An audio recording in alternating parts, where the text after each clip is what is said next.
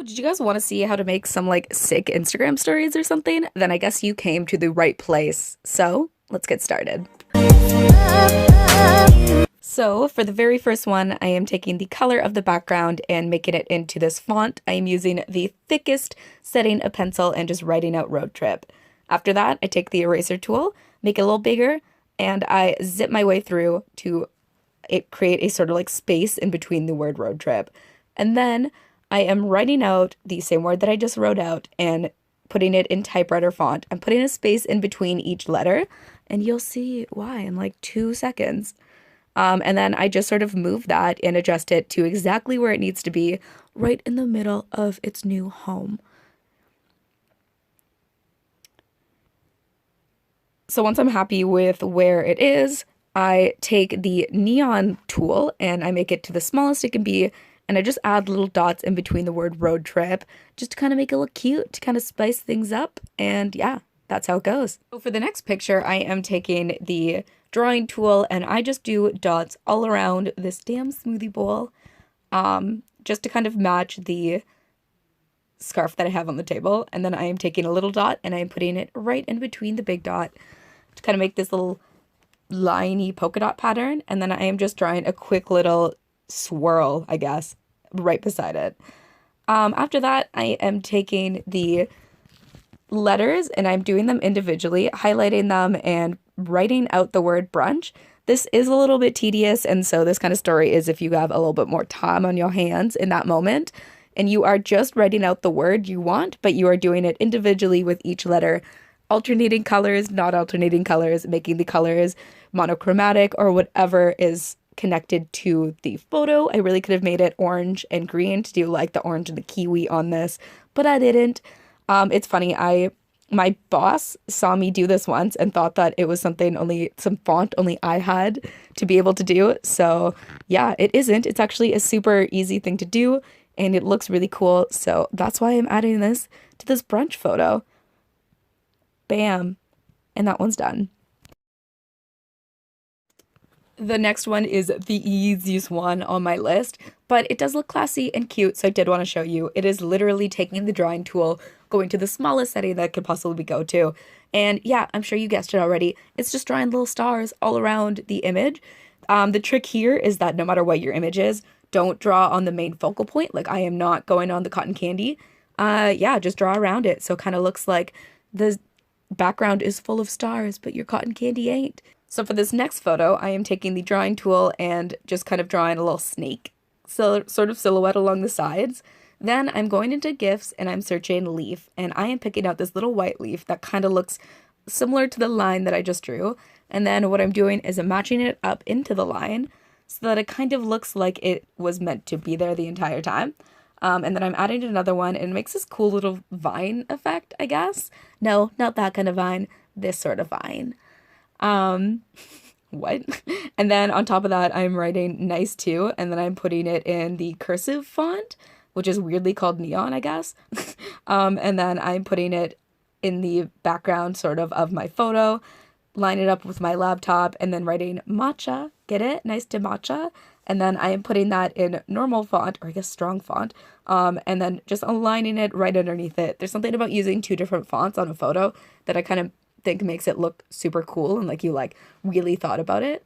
Then I'm just taking the background photo color and just sort of scribbling in with a pen in the back of the nice to matcha to just sort of like highlight it or to make it look cooler. The next one is totally harder than it looks. What you're doing is you're taking the neon pen, you're choosing a color, and you're just kind of drawing half circles around the image. And then the last little line that you're doing just comes out of the back. You could see me struggling so many times to do this. And I could have edited those out, but I wanted you to see that like it takes practice to be perfect. And then I'm just sort of looping it around with a heart and doing this sort of like neon line. Bam. I think that's the one I go for. Yeah, look at me do that. The next thing I do on top of this is I go into my GIFs and I just type in burst. You kind of see a bunch of different options that could have went with this photo, but I choose the one that goes with it the most. So it just kind of looks like my little candy thing I got is like fizzling. So the next one we're doing is my all-time favorite. What I do is I go into GIFs and I just type in frame. I pick which frame I think looks the classiest of the options, and then I drop it onto the photo. And then on top of that, I write out the town that this was taken in, which is Oxford, and I put it into typewriter font, and I'd shove that bad boy right in between the frame. And then it's not done there. No, I keep going because I go into the GIF section again and I type in line. I think typing in line into GIFs will give you so many options, and you should totally go and check that out because it adds to any photo, not just this kind of option. And then I just take whatever one I find and I make it super small and add it to two corners of the sort of like Polaroid frame. And then I just, yeah, struggle for a hot second. And then I add it to the side, and there you go. That's it. And would it really be an Instagram story video without having an airplane shot? What I do here is I type in pin in the GIF section because we love our GIF section. I pick out a pin that goes with this photo. It's this little like heart pin, and then I grab one and I put it at the top of the screen, and then I grab the exact same one and I put it, get this, at the bottom of the screen. And then after this, I type in the exact places that it was when I took this photo. So I type in London and I put it in typewriter font, and then underneath the second pin, I type in Santorini and I put it in strong font. You can kind of see me struggle for a hot second. It's cool. I don't know how to spell Santorini, even though I was there. If you guys want to see my Santorini vlog, shameless plug, I do have that. So I put the Santorini underneath the little pin and I sort of line it up to where exactly I want it to be. And then on top of that, I write Santorini again. This time I spelt it right. And then I'm just putting it in a color that sort of matches the blue skies, or makes me think of Santorini. Sometimes it takes me a second to line them up, but you just gotta like hover over top until it looks like the white is coming out of the background nice enough. Yeah, you can really see me struggling in this one a little bit. And then I just figure my life out. Bam, there's me figuring my life out. It's done. The next thing I do is I do a little twirly twirl lining up from the first pin to the second pin. It only took me 2 tries, so yay me.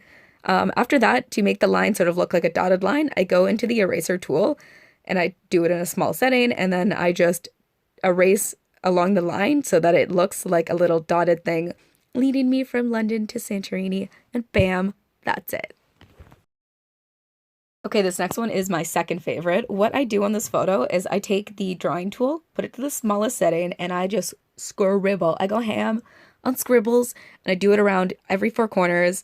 So it creates sort of like a frame. You can kind of see that if you like scribble and it like thinks that you're trying to pick a color, it like jumps away from you. So you really have to commit if you want this sort of frame, because sometimes it does take a bit.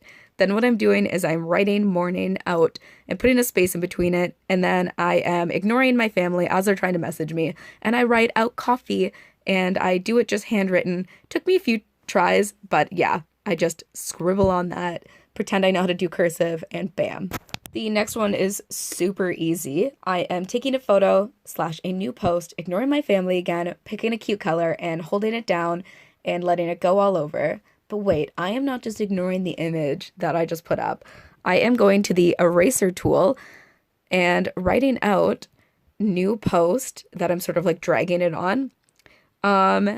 Yeah, and then, you know, you can kind of see the image popping through a little bit, and so that's the effect that I'm going for.